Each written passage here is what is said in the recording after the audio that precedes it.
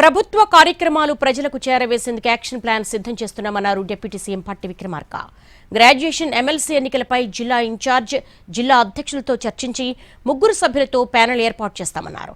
సంస్థాగతంగా పార్టీ బలోపేతం కోసం పనిచేస్తామన్నారు టీపీసీసీ చీఫ్ మహేష్ గౌడ్. ప్రతి 45 రోజులకోసారి గాంధీ భవన్లో కోఆర్డినేషన్ కమిటీ మీటింగ్ ఉంటుందన్నారు మంత్రి ఉత్తమ్. తరఫున చేస్తున్నటువంటి అనేక సంక్షేమ కార్యక్రమాలను కాంగ్రెస్ పార్టీ క్యాడర్ అట్లాగే సంస్థాగతంగా ఉన్నటువంటి వ్యవస్థ ద్వారా పెద్ద ఎత్తున ప్రజల దగ్గర చేర్చే కార్యక్రమానికి కూడా ఒక యాక్షన్ ప్లాన్ తయారు చేసుకోవడం జరిగింది. అలాగే భవిష్యత్తులో జరిగేటువంటి గ్రాడ్యుయేట్స్ ఎమ్మెల్సీ ఎన్నికలకు సంబంధించినటువంటి ప్రక్రియ పైన కూడా చర్చ జరిగింది.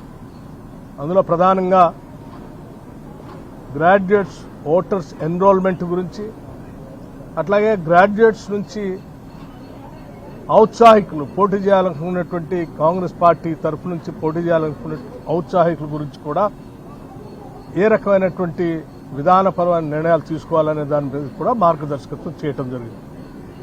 దానికి సంబంధించి ఆయా జిల్లాల్లో ఉన్నటువంటి ఇన్ఛార్జ్ మంత్రులకి బాధ్యత అప్పచెప్పి ఆ ఇన్ఛార్జ్ మంత్రులు ఆయా జిల్లాలో ఉన్నటువంటి జిల్లా కాంగ్రెస్ కమిటీ అధ్యక్షులతో, శాసనసభ్యులతో, లేకపోతే అక్కడ ఉన్నటువంటి పార్టీ విధానపరమైనటువంటి సంస్థాగతంగా ఉన్నటువంటి వ్యవస్థలతో చర్చించి ఒక 3 మెంబర్ ప్యానెల్ను కూడా పార్టీకి సబ్మిట్ చేయమని చెప్పి వారు చెప్పడం జరిగింది. దానికి సంబంధించి కూడా ఆ ప్రక్రియ మొదలు పెడతా ఉన్నారు.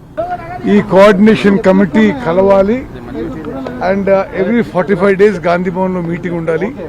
Party and government issues discuss చేయాలని చెప్పి ఒక సూచనాప్రాయంగా ఒక డెసిషన్ తీసుకున్నాము. ఎస్ఆర్ ప్రోగ్రామ్ ఎట్లా ముందుకు తీసుకుపోవాలి, ఇప్పుడు 2 ఇంపార్టెంట్ ఎమ్మెల్సీ ఎలక్షన్లు వస్తాయి ఈ సంవత్సరం చివరికి, దానికి ఏ విధంగా ముందుకు తీసుకుపోవాలని డిస్కస్ చేయడం జరిగింది. కాంగ్రెస్ పార్టీ మరి పార్టీని, ప్రభుత్వాన్ని బలపరచాలి, ప్రజల్లోకి తీసుకుపోవాలి, అందరం యూనిటీతో ముందుకు పోవాలి, ఎట్లా చేయాలని చెప్పి డిస్కస్ చేయడం జరిగింది. తెలంగాణ కోఆర్డినేషన్ కమిటీ మొదటి సమావేశం ఇందిరాభవన్లో జరిగింది. మీనాక్షి నటరాజన్ తెలంగాణ ఇన్ఛార్జ్ గారి అధ్యక్షతన జరిగిన సమావేశంలో ప్రధానంగా ఎస్ఐఆర్ మీద రివ్యూ చేసుకోవడం జరిగింది.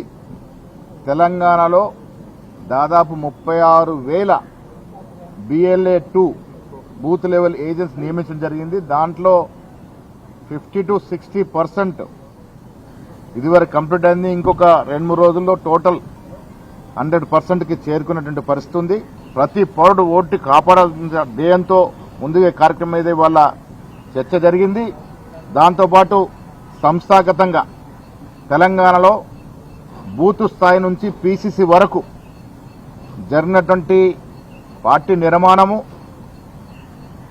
ప్రభుత్వం ఇస్తున్నటువంటి సంక్షేమ అభివృద్ధి ఫలాల్ని ప్రజలకు తీసుకెళ్లడంలో మా క్యాడర్ నిర్వహిస్తున్న పాత్ర మీద కూడా చర్చ జరిగింది.